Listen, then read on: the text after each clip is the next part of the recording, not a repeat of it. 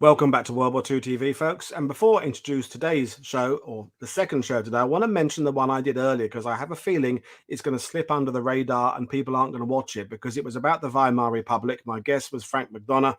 And I think because the title says 1918 to 1933, people aren't going to kind of think it's worth watching. For my money, I think it was one of the most important shows I've done for months on World War II TV. If you really want to understand how the Nazis kind of got their stranglehold and what that political situation was in Germany from the end of the First World War right through to 1929-30, watch that show. It was a fantastic conversation. Frank is just brilliant. It's he's a Scouser from Liverpool. It's like talking about the Beatles because that's how he sounds. But I feel it's not going to get the traction. So, folks, if you haven't watched it, go and watch it because it explains so much about how Hitler was able to see what was going on and slowly come in, and Goebbels. We talked about all sorts of things, but that's a little plug for today's previous show, but we're going to talk about today. So anyway, 80 years ago this week, a tragic massacre took place in Cephalonia, one of the worst Wehrmacht crimes in Europe. To talk about this is everyone's favorite Spanish animal vet living in the UK who talks about Italian history.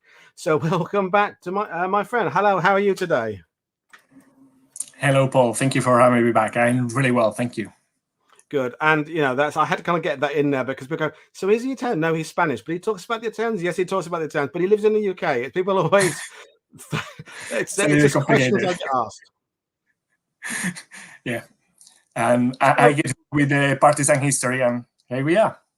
Yeah. So, we were talking online and offline on Twitter. Whenever it comes to studying something this horrific, the decision is how graphic we go with imagery, how graphic we go with descriptions, because it can end up being sort of almost war porn, and we're not here to do that on this channel. We're not here to kind of provide bloodlust for people. At the same time, when you're talking about a massacre, you've got to kind of talk about the details. So before we bring up the PowerPoint, how difficult is it? You've come on before, we've talked about tank destroyers, so kind of a technical show about vehicle types and modifications, but this is about something very, very different to that. Did you find the process difficult to preparing another show for World War II TV? That is what I was telling you the other day on Twitter through private messages. Usually I'm not very affected about history, you put it into perspective so you can cope with it.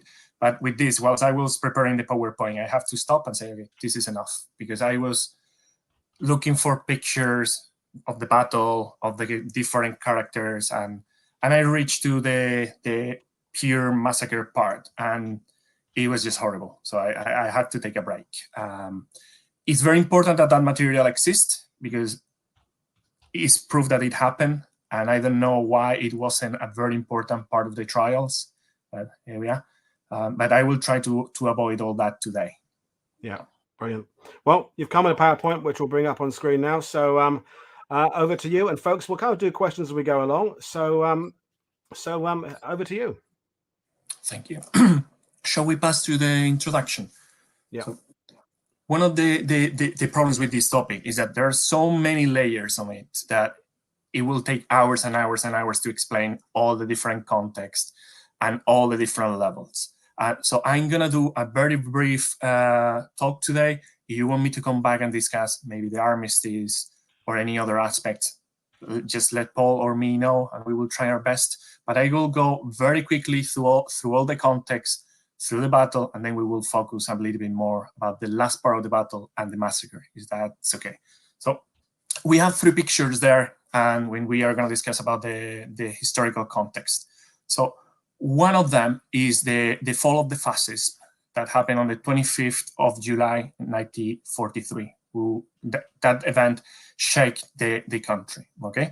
After 22 years of fascism, people were absolutely shocked.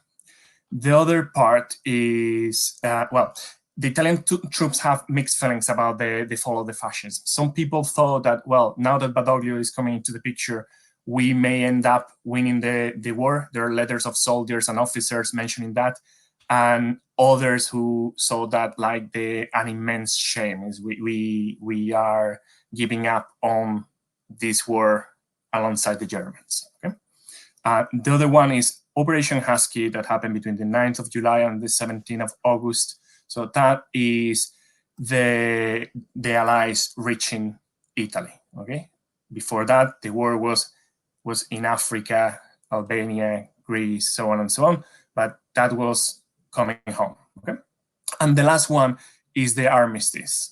The Italian armistice happened or was officially declared in the 8th of September 1943, but it was a very complicated process. Again, we can discuss that another day. So we have these three key events leading to the massacre of Cephalonia. And you will hear me saying Cephalonia, that is the Italian way, or Kefalonia, it doesn't matter, but probably I will gonna stick with Cephalonia, okay? You go how you want, it's fine. In advance, okay? So if we move to the next one, Paul, please. So that is just to let you know where the island is. It's very close to Italy. It's around 200 miles away from the Italian coast. You can see that there is a little bit of mountains there. The highest point is around 5,000 feet. That is, for the Europeans, around 1,600 meters. And size-wise, it's like twice the size of the Isle of Wight. Okay, so we can have some context there. It may look small, but with such density of mountains, it's very, very rough terrain. Okay, so if we move on, Paul, please. So we're going to talk a little bit about the armistice in Greece, okay, because obviously there were troops in Italy, obviously the Balkans, Greece, and so on. Okay, so these pictures are the main characters that I'm going to be mentioning. Unfortunately, there are not pictures of some of the main characters like Cesare Gandini that I'm going to mention in a minute. I don't know, it's such a skilled character that we don't have the pictures there, okay? So about Lance, that is the one on the right, we have a better one, but you will have to wait until the very end of the show to see the good one, okay? So on the 7th of September, before the armistice was official, Army General Corelli, that is, it was the commander of the Italian troops in Greece, or the 11th Army, was informed by his chief of staff. So it's not that he received information himself, it was through somebody else. This person was Cesare Gandini, that the armistice was about to be announced. So that is all grapevine. They received a copy of something called the Promemoria numero 2, or Memorandum number 2, who had some instructions about how to proceed in case of surrender. Okay, the problem is that it contained a lot of contradictory information, which does not help. Again, back on the day, they didn't have emails, they didn't have phones, so information was transmitted very, very slowly. That's why they created this memorandum. Okay, so this memo had seemingly contradictory instructions depending on the location and threat in each area. Okay, for example, in Greece and Crete, it said take the appropriate attitude depending on the German behavior. So if they attack you, attack them. If not, don't bother them. Okay, but also it states that the coastal artillery needs to defend their positions until the garrison is replaced by German troops. Okay. One is defend yourself. The other one is cooperate with them. That goes against the armistice. Fine. And even if the central government states otherwise, so it doesn't matter what the government says, you do this. It's like, what? Well, and that is providing that they were not attacked by the Germans. So you can see how confusing the situation is. So Gandini then added that the commanders in the different regions, the different divisions, should use their ability and prestige to save the troops from extermination and from the terrible internment camps. So they knew that it could go wrong. So it's up to you and your skills how you're going to save your men, which is not very, very positive. On the 8th, so that is the next day, the day of the armistice, Corelli was trying to reach the different units, so that is using the radio, in order to elaborate a plan when the armistice was made public. They hear about the armistice through routers, through their radio, rather than through their own lines, which is kind of bizarre. And given the ambiguity of the orders, the commander adopted a passive attitude. I don't want to mess up, I'm just going to wait and see. Corelli then opens conversation with the German chief of staff, that is Major General von Gidenfeld.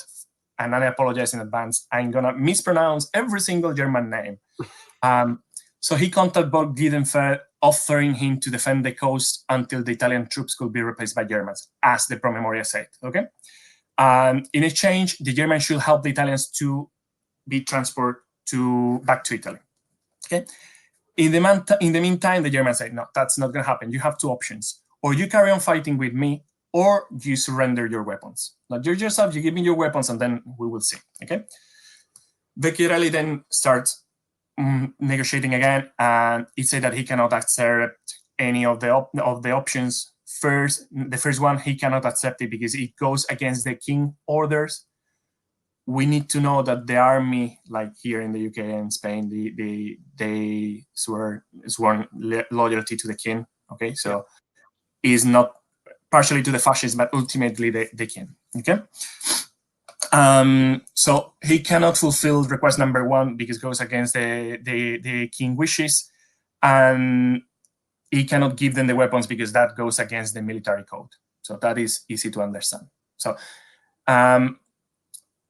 on the 9th, that is the next day, is redirected to General Hubert Lance, which is the commander of the 22nd Mountain Corps, okay? And General Lord, that is the commander-in-chief of the Army Group E. So Corelli reaches an agreement and says to Lance that the Italian will join forces with the German, maybe and only to prevent the rise of Bolshevism in Italy. Okay, so that starts already sounding very Cold War, isn't it? Yeah. So that agreement is also rejected by Hitler, who demand that the troop needs to be disarmed immediately. Okay, Corelli tries to push back a little bit and say, okay, we're gonna keep our personal weapons like our rifles and pistols and revolvers and stuff for the troops and the officers. Okay, and also we want the lift to mainland Europe. He ended up giving up because they didn't want to give him that option. They didn't want them to keep the weapons, and we will discover why. So he have to agree with this. Okay, both Corelli and Grandini saw this outcome as inevitable. Is the lesser evil.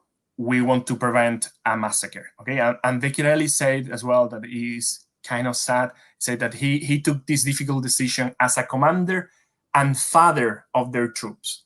So he takes this kind of paternalist approach. I don't want anything to happen to my soldiers. Okay, so the reality is actually a little bit diverse because in the Balkans they have a lot of divisions, so they actually outnumber the Germans to the point that some German commanders were actually concerned about if they will be able to disarm the Italians or not. But obviously, when you are there, you're not able to see that panoramic perspective. Yeah. And that is probably the reason why Lance took the time to negotiate with Corelli instead of forcing him. Okay, instead of activating the plan Achse, that is the plan to disarm the Italians that they elaborated when they saw Mussolini being captured. Okay, so another important point is that from the German perspective, the Italian trickery justified anything that will happen to them. Okay, on the 19th of September, the Germans capture Corelli and Grandini. They put them in a plane and they send them to Poland. Corelli then is offered to join the Social Republic, but he declines. So he spent his time in jail for anti-Germanic actions until he's liberated by the partisans in 1945. Okay, so overall, all the Italians all over Europe are shocked because they are receiving contradictory information, and so are the Italians in Greece and the Balkans. Okay, so if we move to the next one. I mean, just got a quick question from Peter O'Connell. Did the Italians have the means to evacuate or at least resupply their Cephalonia-based troops either themselves or via their new allies? So the evacuation back to Italy, would that have been? Could they have done that on their own, or would they have required German assistance, stroke vessels for that? We're going to discuss that in a minute as well. Yes and no. In some places, yes. For example, in Albania, they managed to capture some harbors and evacuate a lot of, or most of the troops around the ports. In Cephalonia, it was not possible. They didn't have enough vessels. But also there was another problem that because of the armistice, all the fleet needed to go to Malta and obey the Allies' orders. So we're going to see in a minute what are the consequences of that. Okay. And I want to add a bit of context that, you know, the Aegean, the Greek islands, there's been resistance activity since the beginning of the war, essentially. No places beyond some kind of resistance or allied SOE kind of attack or thing. And even though armistice is on the cards, if I was an Italian soldier, the last thing I'd probably want to do was give up my own personal means of defending myself. You know, it's very easy to say, oh, we'll just disarm this division here, but individually, although I'm not really a gun fanatic anyway at all, but I think that would be the last thing I'd want to hand over in anywhere, but particularly in the Greek islands, where there's a history of the Allies and others striking you wherever you are. Yeah, absolutely, and it's your own safety. So yeah. So we're going to discuss a little bit about the context of the Acqui division in the island. Okay, so on the 8th of September, the Acqui division was commanded by General Antonio Gandin. That is different from the previous one. The names are very similar. So this is Antonio Gandin. The other one was Cesare. Okay, it had 11,500 men, including 525 officers. So that's a lot of people. Okay, it had 3 infantry regiments: the 17th, 18th, and 317th.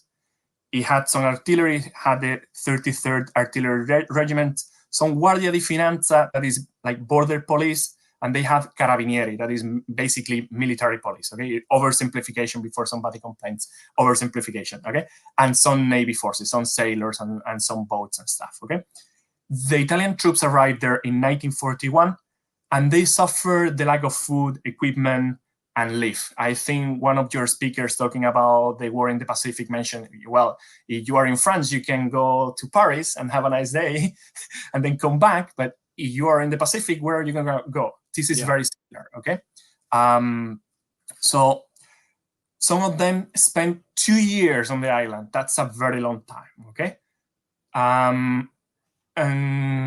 Sorry, I lost a little bit track. Gandin tried to arrive in 1943, and he tried to raise the morale a little bit by visiting the garrisons, listening to the concern, and trying to fix things a little bit for the troops, okay? Which is, I think, very nice of him. So according to one of the chaplains, the morale of the troops changed from a deep sense of duty, that is while the troops were fighting in Albania, to apathy, nervousness, and anti-German/anti-fascist and even pro-communist attitude. In the context, pro-communist is everything that is not fascist, okay? It doesn't need to be... So we understand what they're talking about, okay? And the German troops arrived to Cephalonia, and they were around 2,000. They were mainly in Lixury, so that is, there's a bay in the middle, so they were on the west part while the Italians were in the right part, okay? And they were commanded by Lieutenant Colonel Hans Bartsch. They also had 6 tanks near Argostoli, that is the capital of the island where the Italians were. According to other sources, they were 9 self-propelled artillery, like kind of Stuck and that kind of stuff. It's very difficult to know. In fact, the pictures that I have seen, they have Stucks. Okay, so I wouldn't call them tanks, but hey. Also, there was presence of the Hellas, the Greek People of Liberation, the Greek People Liberation Army. Okay, and they didn't attack the Italians. Instead, they had established some contact with some of the officers, which is kind of bizarre as well. That was even before the armistice. So, if we move on to the next one, so those are some pictures of the armistice, the first days there, and some pictures of... Can you still hear me? Sorry. Yeah. You cut out for a second, but you're back. And 2 of the left and right picture at the bottom, they are pictures of after the Italian invasion. Okay. Well, so in Cephalonia, the Italian troops hear about the armistice thanks to the BBC. Thank you, BBC. And later through Badoglio. Okay, that Badoglio makes prepares an official radio message. Like in many other places, the troop interpret the armistice as the end of the war. In Italy, a lot of people try to go home. Like, okay, I'm done with this. I'm just going to go home. One of the lieutenants present in Cephalonia said, for us, it's just the peace that is over. And from tomorrow, be warned, our troubles will commence. So this person knew really well what was about to come. I don't know how. He probably did imagine what could happen. Okay, so when the radio operator is trying to contact with mainland Greece, the only message that they received was, "Help! We're being attacked by the Germans," and then the connection cuts off. So that's kind of scary if you are in an island lost in the middle of the sea. Okay, so Gandin ordering a curfew for both the soldiers and the civilians in preparation. So within an hour, the orders from Corelli arrive, and again, is not very helpful because they were kind of contradictory. And in theory, they say, do not offer help to the allies or the partisans, but use force against the Germans if you are attacked, okay? Which kind of makes sense. The same night, Gandin, showing a good level of initiative, I will say, and I will explain later why I'm mentioning that, ordered to prepare the defenses and organize combat patrols. And in a very clever move, I think, ordered that the translator of the 33rd Artillery Regiment, Gennaro Tomasi, that will be in the next slide, remain with him at all times. Why? Because he knew all the German officers. He had been dealing with them for a long, long time, and he had a really good relationship. And following the orders from the Navy headquarters, the ship located in the harbor, that was maybe one or two, I think, left to Brindisi, and then probably to Malta. And the same thing, the two seaplanes that they have available that have to go to Taranto, okay? However, they managed to keep the anti-aircraft artillery in the harbor area, and that will be really good. We will see later why as well. Sorry, I don't want to make any spoilers. So if we go forward, thank you, Paul. So that is the translator that I mentioned before, Gennaro Tomasi, okay? On the 9th of September, a German column carrying anti-tank guns approached Argostoli around 7 in the morning, okay? And the battery protecting, there is a very long bridge that we will see later from an aerial view that connect both sides of a bay. So I assume it's that bridge because the sources they don't mention it. So I assume it's the only bridge there. And that is the Bosset Bridge, okay? That connects Argostoli with Drapano, that is the city on the other side, on the north, okay? And they fire a few warning shots and the German retreat is like, okay, that is not what we were expecting, let's go back, okay? In the afternoon, they receive a second message from Vecchiarelli, that is one of the messages that we mentioned before, that order them to surrender the weapons. And the officers were absolutely shocked. He's like, what are you talking about? I'm not going to give them my weapons.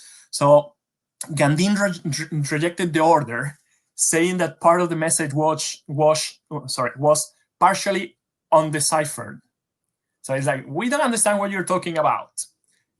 Well, chances are that Gandin thought that the message was coming from the Germans themselves, because that happened. Something similar happened in Corfu.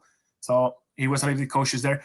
The other option is that Gandin did not want to be defenseless without reaching an agreement with the German first, which will make sense. Yeah. There are no notes on the unit diary that day. So apparently he as in office and his officers knew that they will have to fight to death, but that is coming from the witnesses that were present, okay? There's nothing written, okay? Now Gandin was faced with several dilemmas. For example, how do we go back to the continent? That's a massive problem. And if I have to fight, how? That is the question that was asked before, is that if I'm not getting any reinforcements, if I'm not getting supplies, and if I cannot evacuate the casualty, that is a vital part of the fight, how am I going to cope? So he could only liaise with Corfu, that it was the island is very close by, and they share some commanders and stuff, and with Malta. And Malta told them that they should not surrender the weapons to the Germans under any circumstances, probably because they knew what was happening in other places, and also because they knew that the Germans just sank the Rome. So it was the most important ship in the Italian Navy. Okay, so it's like, they are not our friends anymore. You need your weapons. Okay. In the meantime, the National Liberation Front, that is a little bit like the life of Brian, isn't it? Yeah. So the National Liberation Front invited the soldiers to initiate a revolt, and they were asked to not give the weapons to the Germans under any circumstances. Okay, instead give them to me. obviously. So the leaflets were signed by the Union of Anti-Fascist Italian Officers. That's a made-up organization that didn't exist. So that was a really good trick.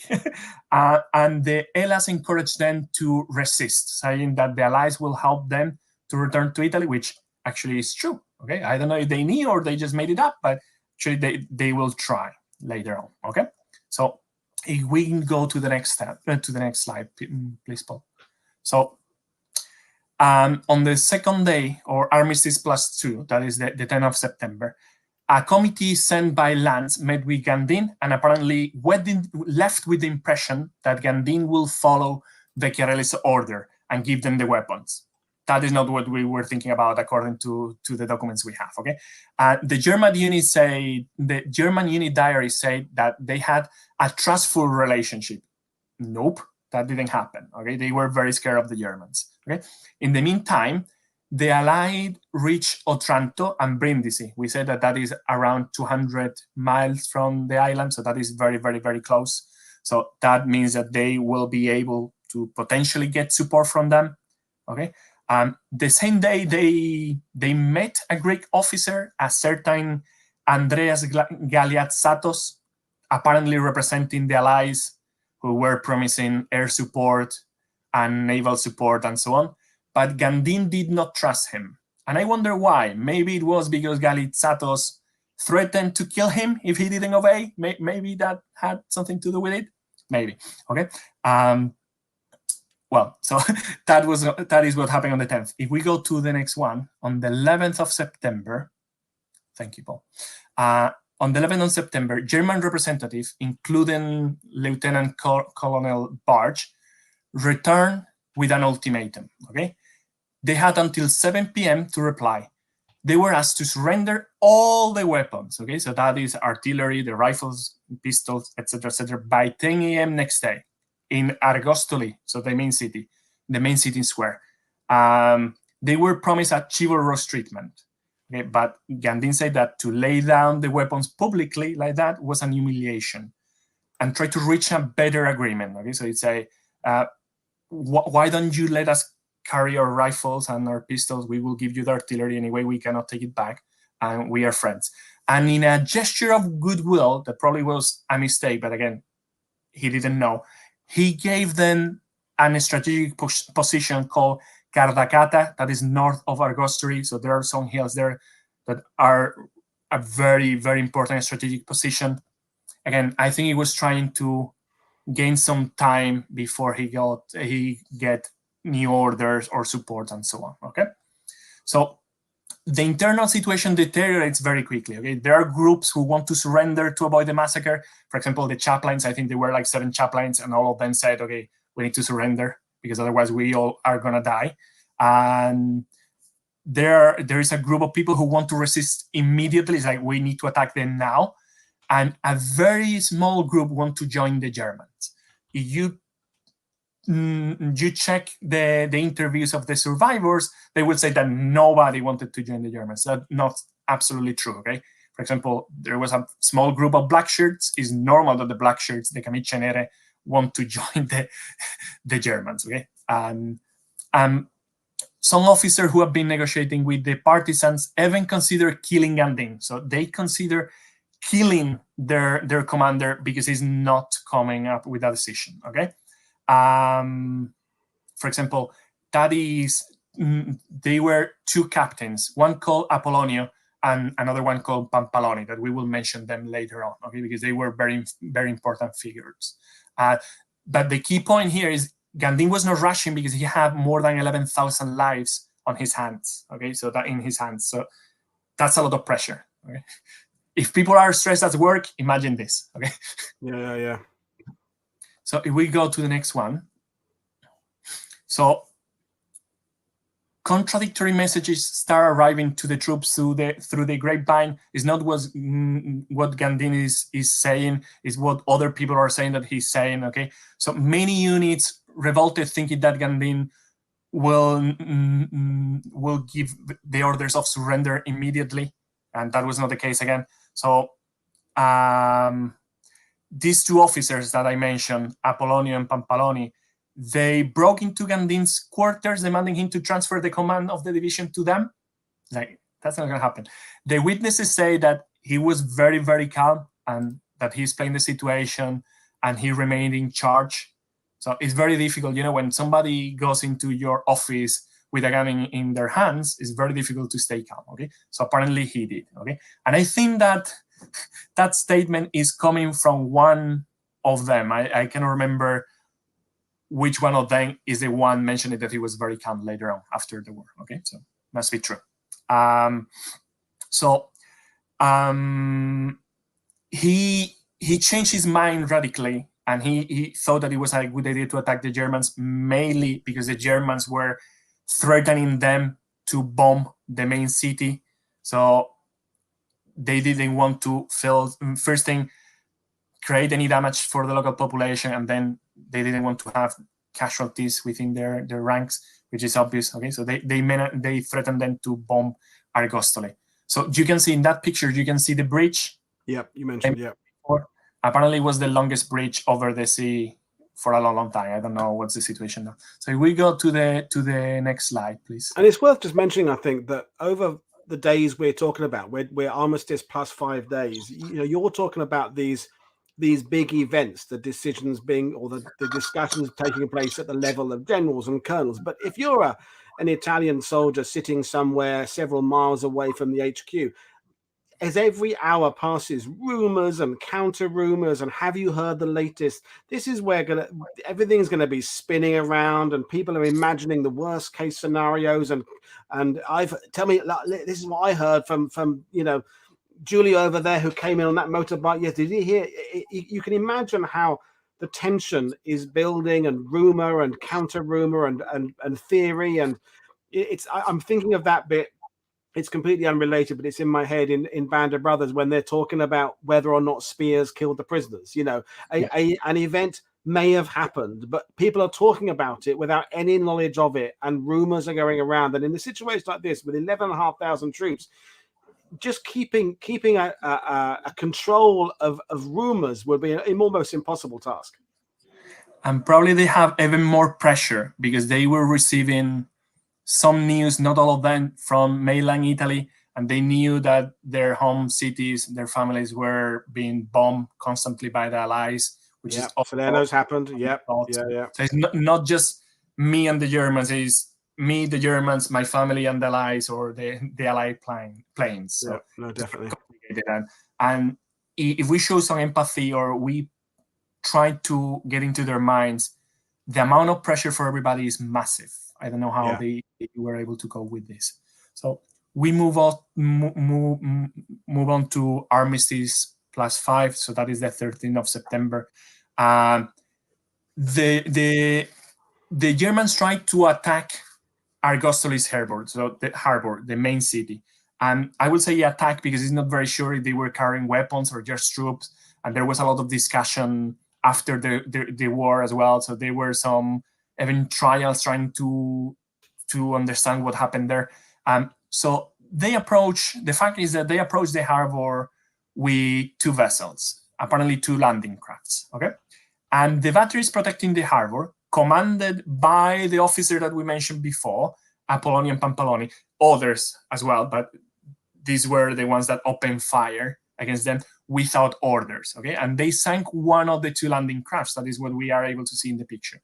The picture on the right is not that the vessel is burning, is that they are trying to deploy a smoke screen to hide. I don't think that did work, according to the picture.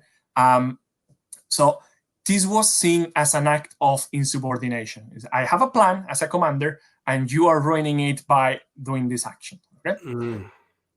At this stage, General Lanz convinced himself that the Italian will not surrender. Okay, actually, they are sinking my boat, so I don't think they will surrender.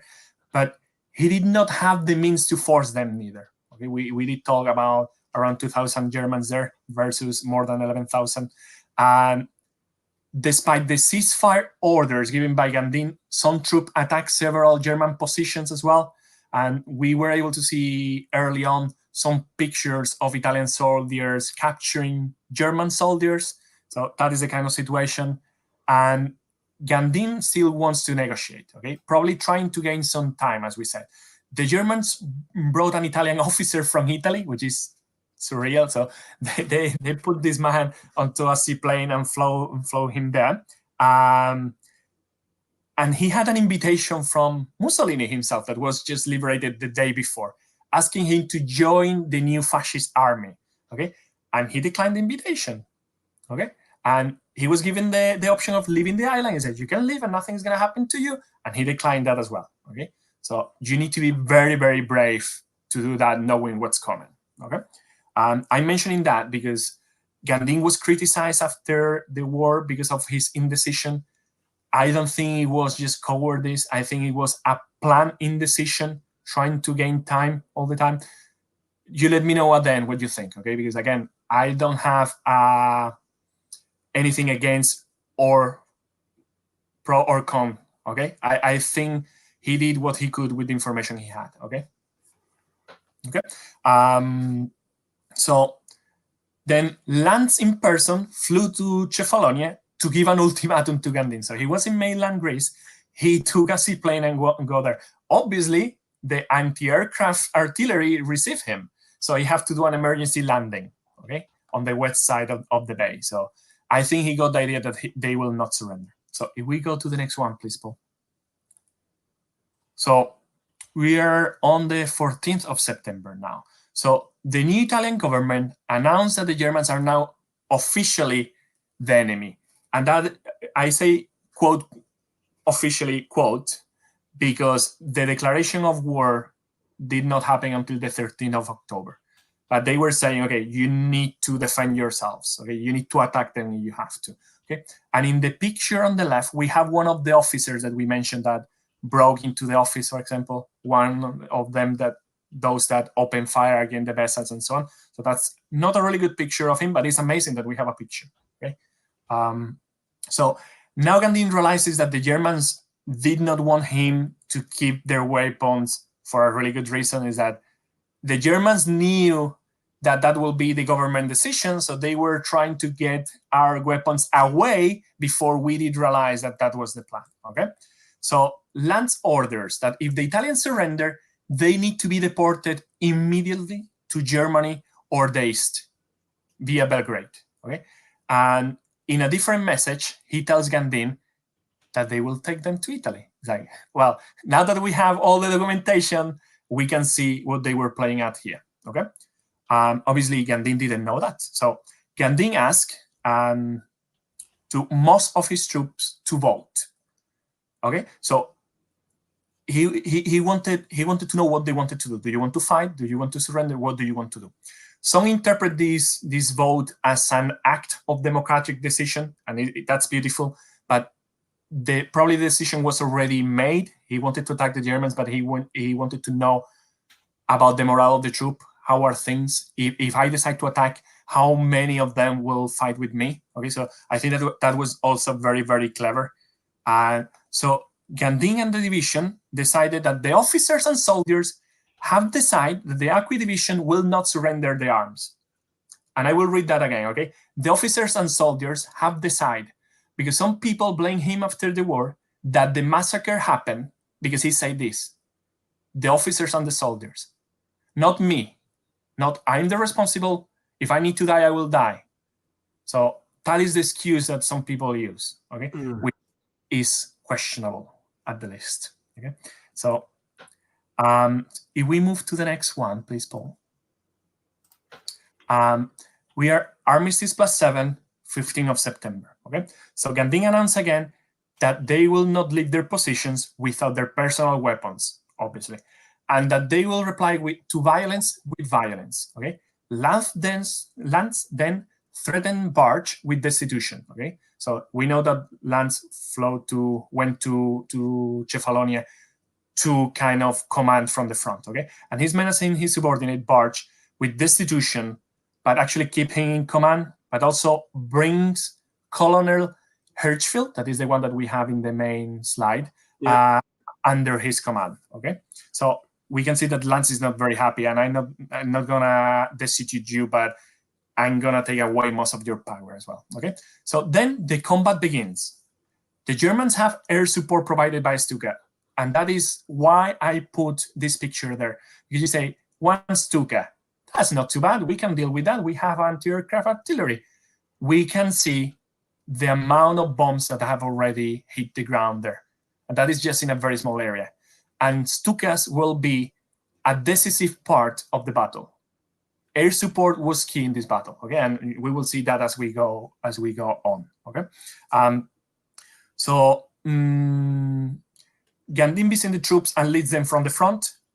Sorry, I lost a little bit track. Okay, so the combat begins on the 15th of September. Okay, so they have all the support that they want, and on a telegram on the 22nd, Barge explained that the Stuka played a major role in their success. So that is how important it is, that from the very first day, they are using them at the end of the battle, or almost at the end of the battle. Is like, that was the key point, okay?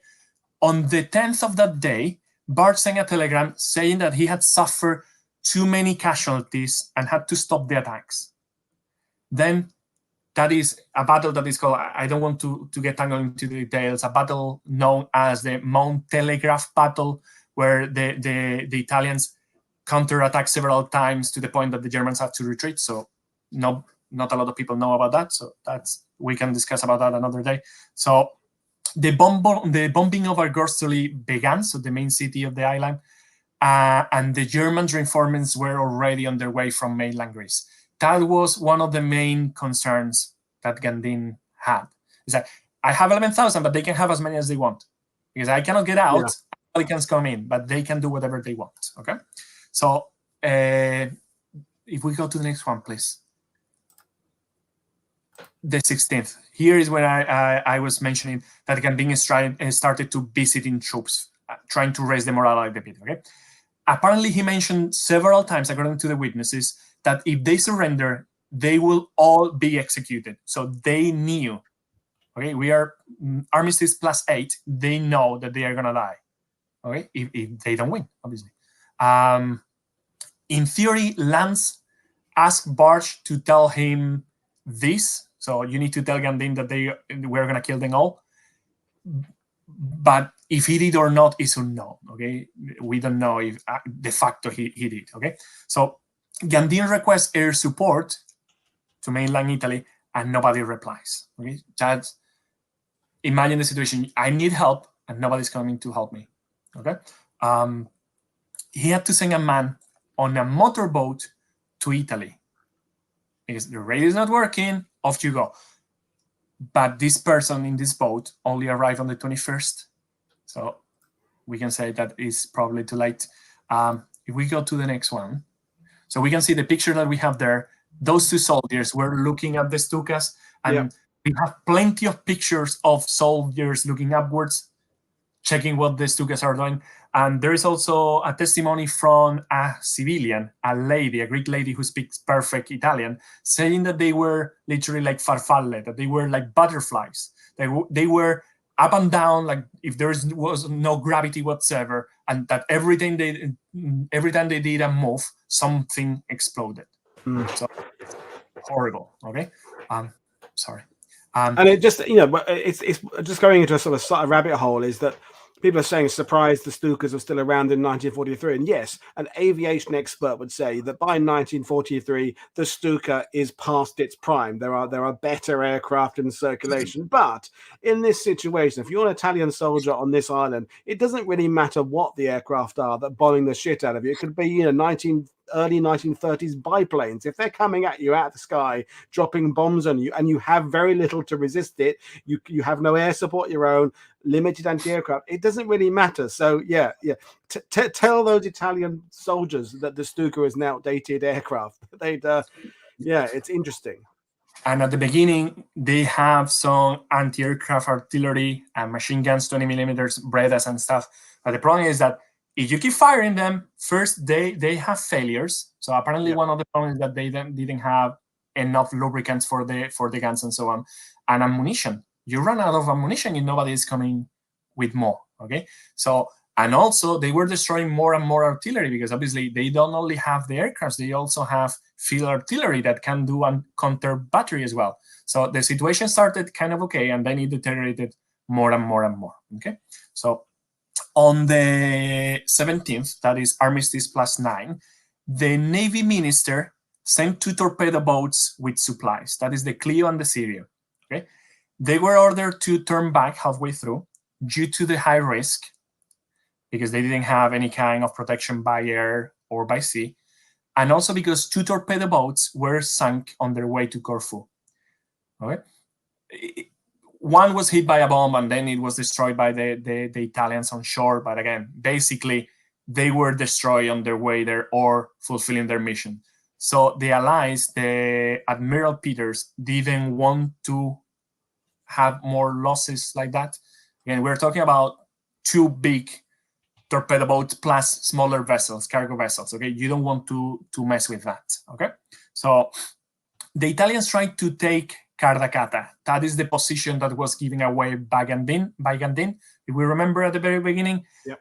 But despite the repeated attack, they did not succeed. Okay, it's very rough terrain. They tried and they all died. Okay, so they have to give up. The same day, we have Harald von Hirschfeld and his 1st Gebers Division arriving to Cephalonia. Okay, they had previously participated in the deportation of Jewish people in Poland and several mass shootings in Yugoslavia, Albania, and Greece. So that is not the kind of people that you want to have in your island, definitely. Okay, so Hirschfeld requested immediately to be able to operate independently from barge. Suspicious, very suspicious. Okay, so on those days, there are raging combats like the Battle of Chimonico Bridge. Okay, the Italian suffers 4 hours of Stuka hammering. 4 hours is a long time if you are in a hole in the ground receiving bombs. Okay, and they suffer 405 killed. That's a lot of casualties for an island twice the size of the Isle of Wight. Yeah. Okay, in few hours. Okay, so if we move on, thank you, Paul. And a quick question about from Ian about.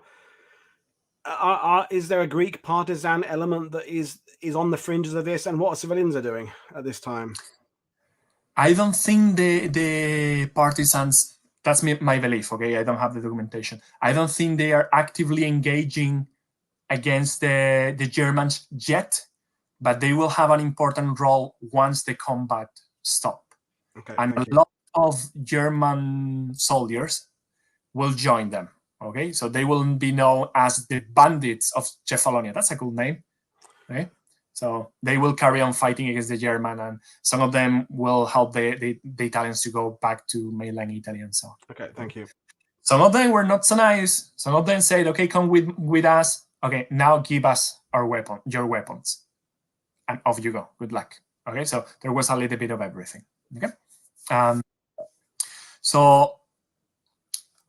Sorry, we are the Armistice +10. So in this day, the German forces in Cephalonia received the order by Hitler himself to take no prisoners. In theory, the order was created or signed on the 15th, but took, we can see, 3 days to arrive. Okay, so no prisoners to be taken in Cephalonia, which is a massive breakpoint. Okay, so we move on to the next one. Okay. On this day, obviously the combats continue, but the important part, or for me, the piece of information that I wanted to deliver is that the diary of a German soldier reads, "Do not take prisoners." That is a soldier, okay? It's not an officer, it's just a normal soldier saying, "Do not take prisoners. Shoot everything that moves." So the troops already knew what to do and how to do it. Okay, Gandin then organized an offensive. I'm going to organize an offensive for the 21st. The problem is that the Germans attacked them before the Italians did. So everybody was trying to get into position, and the Germans surprised them with a counterattack. So if we move on to the next one, please. So the 21st, okay, Armistice +13. Sorry, I think I did mess up with a slide there. Bear with me, okay? Sorry, if you go back. Yep. I'm back. Okay, so let's stay there. Sorry, because I'm going to discuss a few more days. So, so we say that the Germans surprised the Italians. So on the 21st, overnight, the Germans attacked the Italians. Okay, that day in the morning, the Stukas launched 120 tons of bombs.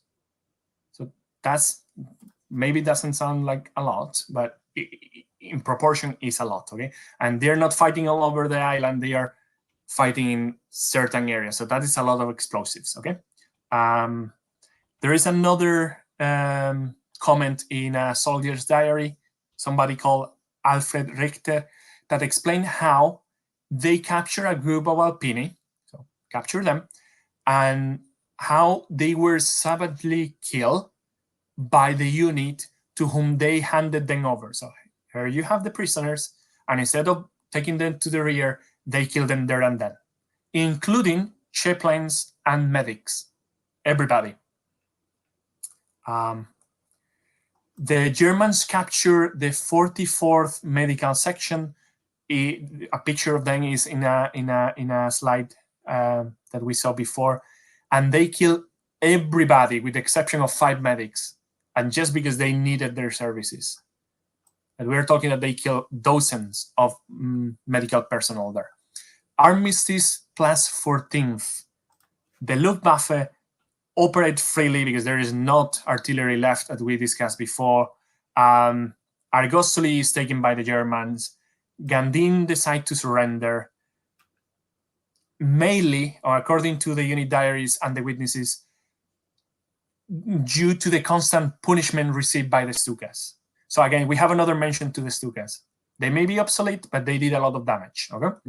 The 35th Infantry Regiment raised the white flag and hides the regiment flag in a wall, or they bury it. And that's the comment I made there in one of the pictures.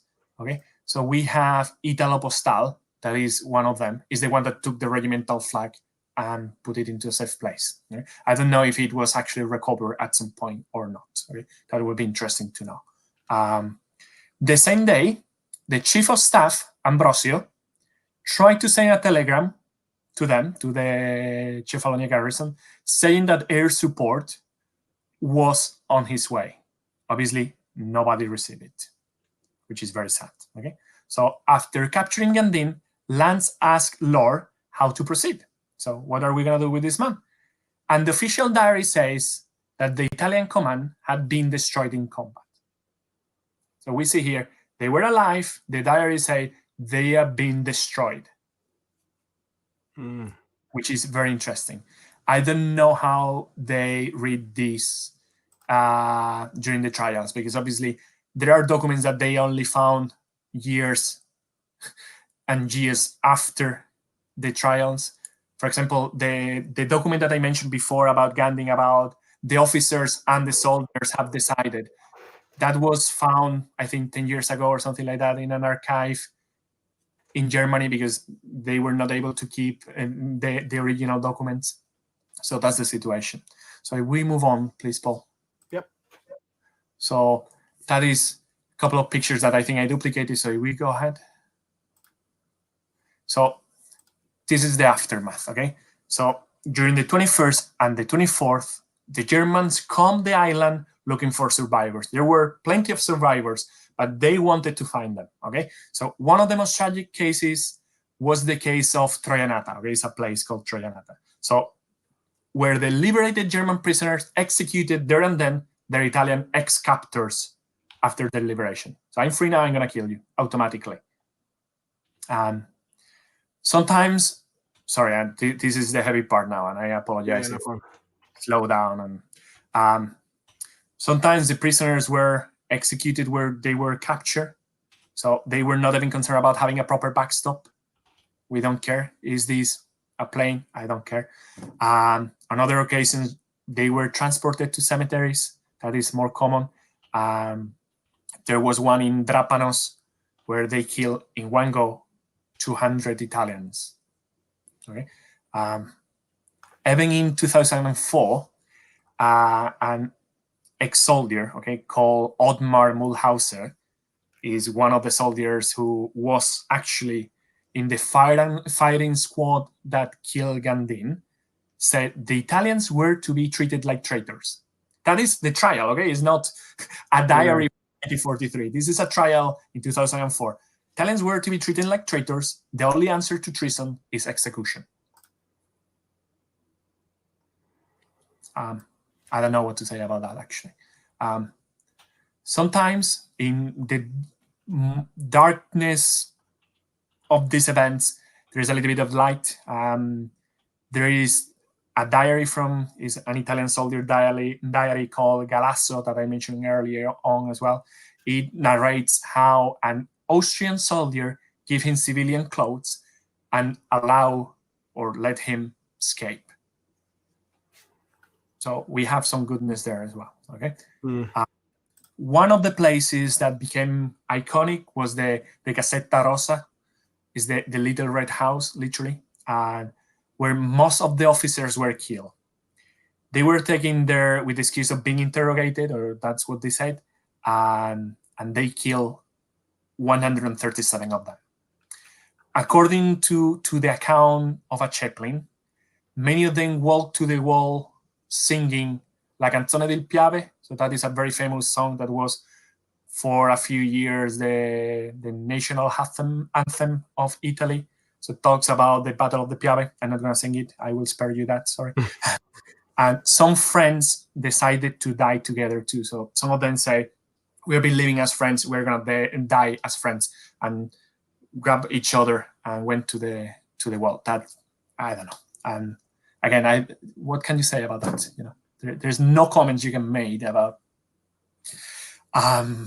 Anyway, Italians born in the northeast of the country, that is Alto Adige, Trentino, and so on, were spared, basically because those regions were annexed by the Reich as well a few months earlier when they created the Republic of Saló. I don't know how they did that. Probably they have to interrogate soldier by soldier. I don't know, checking all the documents. And after several hours, the squad received the order to stop the executions. They got a phone call, radio call, or something, and say, okay, it's time to stop, guys. 17 officers were still alive. Okay, so that's why we still have witnesses. Okay, the members of the execution squad then went to the beach to swim and rest. Okay, let's go on a picnic.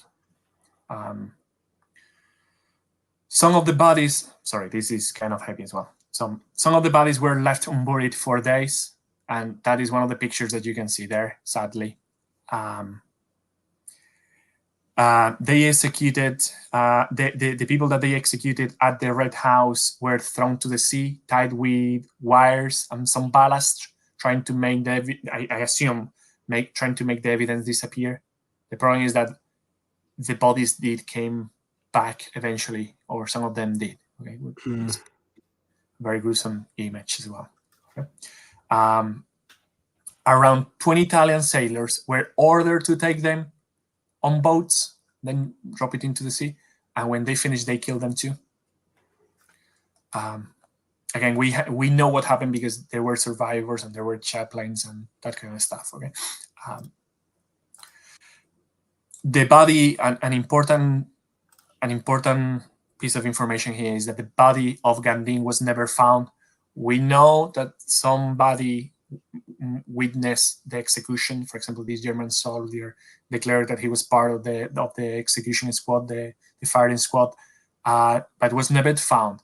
And after the war, there were some comments in circulation that actually he was evacuated to Germany and cooperated with the Germans, which is very, very, very hard to believe.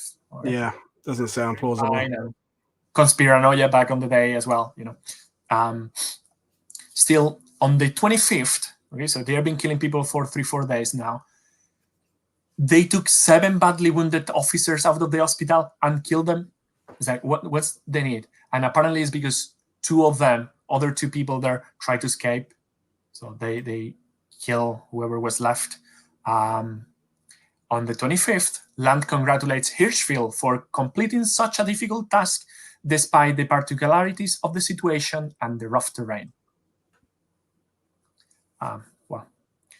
So those who managed to escape the initial combine and the executions strayed through the island for a while, and many of them ended up surrendering to the Germans due to the lack of food and water.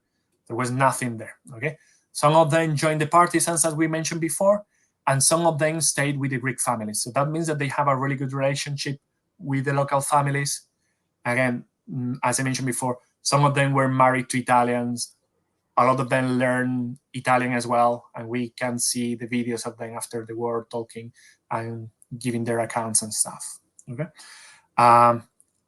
and very few managed to reach mainland Greece. Again, you need somebody giving you a boat or giving you a lift to do that. Obviously, the prisoners were mistreated. We have pictures of a camp there as well. The German tried to make as many of them adhere to the Reich. They will also try that in the internment camps, and very few of them agreed. And it was a very easy way out, because you can say, yeah, I'm going to have help the fascism. They are going to take me on a train to Italy, and then I will just probably go home. That was an option. And as a matter of principle, they didn't. Okay. Well, there were few there that did, but very few. Okay. Many of them were to be used, or they wanted them to be used as workers and artillerymen, because they didn't have enough men to man all the coastal artillery. Okay. During the late September and early November, the Germans trying to transport some of the prisoners to mainland. Okay. 3 of the ships that they were using were, they were using 3. 2 of them hit a mine. Well, 2 different mines, obviously. Okay. The third one was sunk by an Allied bomb. So that is probably a British bomber or American bomber attacking the ship, which is, to say the least, unfortunate. The fact is that around 1,500 Italians died. So if it wasn't enough tragedy, then you have this. Okay. The Germans shot and killed Italians who tried to use the lifeboats, to be expected, sadly. And those who were able to swim managed to survive. The fact is that most of the Germans survived because they have access to the lifeboat and they were not locked somewhere inside the ship. Okay. The picture that we have there on the top right corner is another sunk ship, is the Rosselli. That boat or that ship sank whilst leaving Corfu. Again, 1,300 Italians died because of that. Okay. I'm going to give you some numbers based on the most recent calculations. Okay. So they have 6,227 that reached mainland and became military internees. That's another talk that we can do. They were not prisoners of war. They were less than that because they didn't have that protected status. So they got mistreated, starved, killed, and so on and so on. In total, 600,000 Italians became military internees, which is a lot of people. Okay, we say that around 1,500 drowned at sea. 300 were transported by smaller vessels later on, and it's very difficult to keep track of all of them, apparently, based on the archives, because probably they didn't have proper registers. Around 1,200 were left in Cephalonia as workers. 200 evaded, so they escaped and they joined the partisans. That is, for example, Pampalini. Okay. Is one of the officers that we mentioned before, and I think we have some pictures as well. He was executed. So a German officer said, come, talk to me. Now walk that way. And when he was walking away, he shot him in the back of the neck. Luckily enough, he only was wounded in the neck. So he managed to survive the execution. He was recovered by a Greek family, and then he joined the partisans who helped him to escape. Okay. 2,313 were killed in combat during the bombings or executed. It's very difficult to know how they die exactly. And that's a total of 10,500. And the recent figure assumed that they were not the 11,500 that everybody mentioned or did mention before, because some of them probably were on leave, which makes sense. You know that the military figures are approximative. Yeah. It's best of cases sometimes, okay? Something that is not usually discussed is what happened to the prisoners, okay? Some of them ended up in places like Belarus, Poland, Slovenia, random places in the East. Some of them were accused of collaborationist, and sent to gulags where they were liberated by the Soviets, which is like, I cannot believe this is happening, okay? 162 soldiers of the Acqui division died in the gulags. So this is, for you, you're living that. That is the apocalypse. Is you cannot see the end of it. Funny enough, Captain Apollonio, that is one of the officers who rebelled against Gandin, was accused of collaborating with the Germans. He was seen by some witnesses even wearing a German uniform. So it's like, you broke into my office wearing a gun, asking me to fight the Germans, and now you are doing this. But it's not very clear what happened there. Okay, there are a couple of way and another, and I don't want to get tangled on that today, if possible. Okay, Pampaloni, that is another captain who rebelled against Gandini, also survived, and that is the one that I mentioned that was shot in the neck. After the war, there are interviews of him as an old man, and he was already more lenient with the decisions made by Gandini. Now he understood why he was doing that. I understand that you're young and full of energy, you just want to fight them. But now as an old man, he can see why he was doing what he was doing with the perspective of the years. So if we go ahead, Paul. Justice, that is the picture of Lance that I mentioned before, and that is probably the best picture we have in the entire presentation. Okay, only Lance was judged in Nuremberg in 1947. He said he disobeyed Hitler orders that they were to execute everybody, and order only to execute the officers. That is not the reality we can see here. Okay? Yeah. Is that he is not? Those are not the orders I gave, and it's very tricky. Okay, but again, at least he was judged by other crimes, so there is some justice in the world. Okay, actually, the document showed that Lord told him that he could just execute Gandin and the other high officers, and he decided to kill everybody, him or somebody down the lines. You understand me? It's not him pulling the trigger, but somebody is. Okay.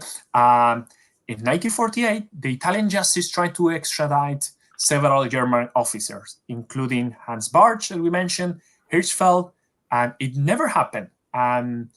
There were a lot of internal and external politics in play. Okay, one is the first one are political and economical. They were creating new relationships, Italy and Germany, economic, industrial, and so on, and they didn't want to destroy that opportunity.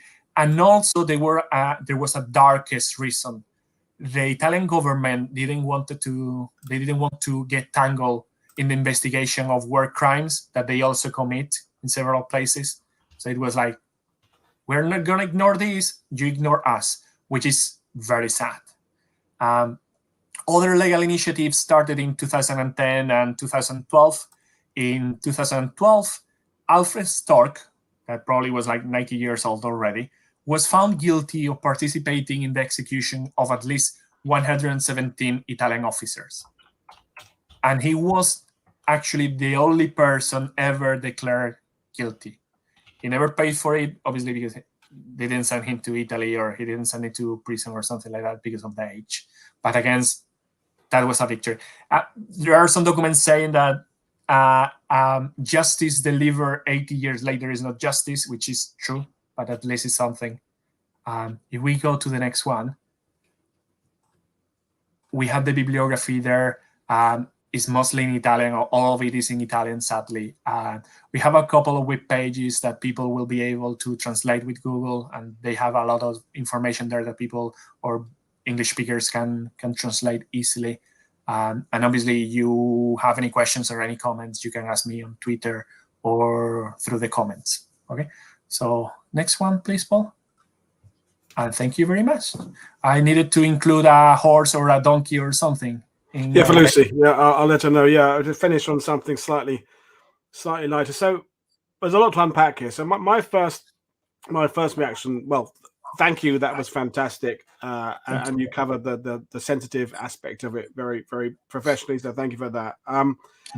My first takeaway, I think, is one of those arguments. I'm kind of a tangent, but there is a connection. Is that you see lots of people saying on the internet and things, why didn't Jews in ghettos fight back when the Nazis arrived in their cities? Why wasn't there more resistance? Well, this is a really good example of an actually trained military force that had weapons, but once you're out of ammunition, you're useless. And the German war machine at this point is just going to keep coming at you like a steamroller. So the people who say, oh, if only those Jews in whichever city it was, Kyiv or Poland or Morse or whatever, had put up a fight, you don't think that there's going to be more Nazis coming in after the first lot? It's a never-ending tide at this point of the war. So I think that kind of negates that argument that if only they'd had a few guns in 1939 in so-and-so, they could have stopped all this. This is a military unit that, after being attacked, it had no ammunition left. Pretty much, that's what we're talking about, isn't it? Yeah, exactly. No, you summarize it really well. And also, in Spain, we call it to see the world with tomorrow's newspaper. Okay? Yeah. You don't know what's going on, and you don't know if tomorrow. What if I kill myself attacking a garrison? For example, the Italians here did. They died by hundreds trying to attack a garrison that didn't change things in the south of the island. For example, that is a clear example. And you are always expecting that things will change. For example, these people were hoping help will come, so we just need to wait and wait and wait and wait, and help never came. Yeah, and and we're all viewing this, most of us watching this, through the lens that we know just what shit the Nazis could get up to, whether it's the SS, the Waffen-SS, the Wehrmacht, whatever. We now know, because all of us, we know about Orador-sur-Glane, we know about the Holocaust by bullets in Barbarossa, we know that. But when these Italian officers are negotiating, sure, they'd have been aware of things, rumors and things, but to believe that this event would happen, to believe this unit would travel across, arrive there, and then go around killing the quantity of Italians they did in the way they did, would have seemed like a nightmare that couldn't possibly be a reality. Yeah, that's a good point that you mentioned, that you say the SS or the Wehrmacht. Another factor, according to several authors, is that the unit that committed the crimes was a Wehrmacht unit. It wasn't an SS unit. So that we have the myth of the clean Wehrmacht. After, they didn't want to change that neither, for obvious reason, because then they became NATO and high ranks of NATO and that kind of stuff. So they didn't want to get tangled into that, which is, again, very sad. No, definitely. And, that it's about time we realize that, as historians like Victoria Taylor point out, the Luftwaffe was culpable. The Kriegsmarine was guilty on level. There was no organization within the Third Reich that didn't have blood on its hands to some extent. Obviously, some far worse than others. But and yes, there were good Germans. We're not saying there weren't good Germans, of course, but the organizations that these good Germans were part of were inherently believing in the ideology, and no pretending that, oh well, those guys don't wear the SS, so they're good guys. We're going. The other comment, and it's a question from Phil Bosworth, is I'm surprised that this isn't more well known and discussed. I think most people watching this are aware of Orador-sur-Glane. And Neil Lawrence replied and said, well, it's because it's Italians that people just aren't interested. Is that your opinion? Yeah. Sorry, I'm gonna take a little bit of a detour here. Paul always joke about the fact that I'm Spanish talking about Italian history. The thing is, my wife is Italian. Yeah. So I did a couple of years at the university in Turin, okay, doing vet school and so on. Amazing city. And what I realized was that nobody knew in Europe, or most part of Europe, anything about the Italian partisan warfare. It was new. Everything to me was new. It's like, why didn't I know? Because I was already, studying history, and, you have your Ospreys as a teenager and that kind of stuff. And it's like, why I didn't know about this? This is amazing. Nobody knows about that. And then I discovered the Italian regular army. It's like, this should be well known. It's not something dark. It's not somebody fighting in a country, in a small village, in a town. This is entire armies, and nobody knows about that. So that is the way I got tangled into this, because I did notice that nobody talked about that, and nobody made justice to the Italian fight, particularly, again, Liberation Army, that is my favorite topic, and so on, and the partisans. So just because they are Italian, they're Italian. There is another factor, that this was put in something that the Italians call the shame closet, or in English probably is the skeleton closet. So there were several factors there, like Gandin. Was Gandin a traitor? Was he a coward? Is he a national hero? We don't know. But we are going through the Cold War now. We have communist guerrilla here. We have fascists fighting in Italy. Do we really want to be talking about this now in the 50s, 60s, 70s? It was a very complicated period. Yeah, definitely. I mean, as we said there, it's very easy to put a label on the Germans who are murdering people. They're murderers. That's it. It's a very simple black and white. There's no nuance needed there. But the Italian division, it's very hard to put a label on. They had been part of the Axis. They had been at the Allied enemies.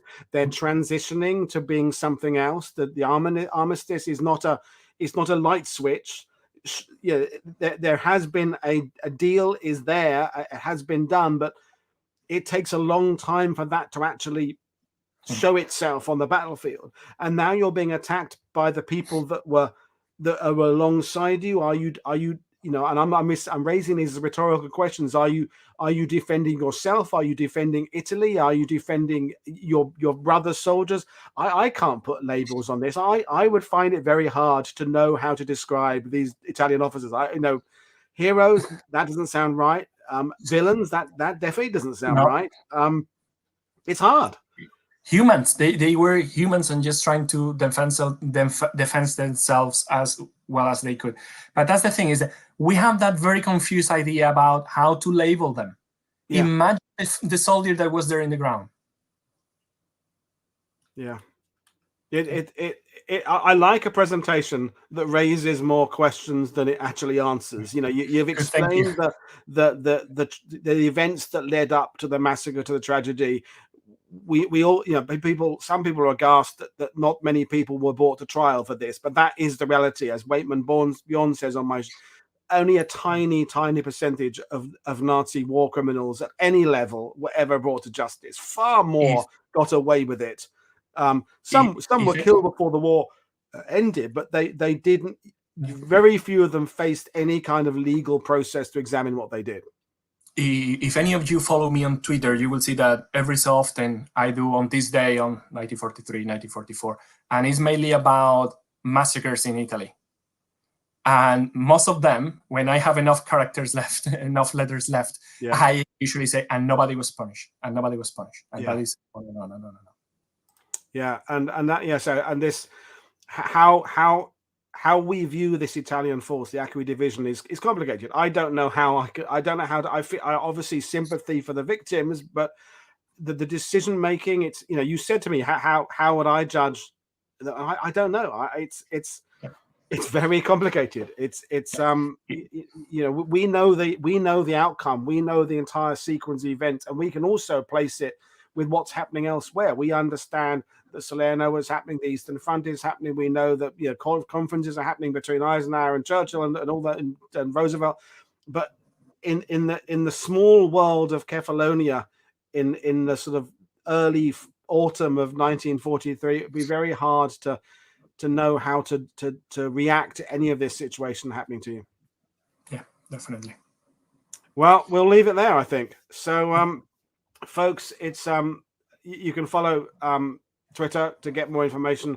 And we've got 2 shows coming your way about 8th Air Force, and then we go back to Salerno again later in the week. But I think I will leave it there. And as usual, thank you all for the fantastic comments in the sidebar. Neil Lawrence, my old friend, who's heavily interested in Italian history, has been adding some information there, and others there. It's been really good. But I will see you all again tomorrow. So thanks everybody. Thanks to my fantastic guest, and I will see you all next time. Cheers, everybody. Bye. Thank you.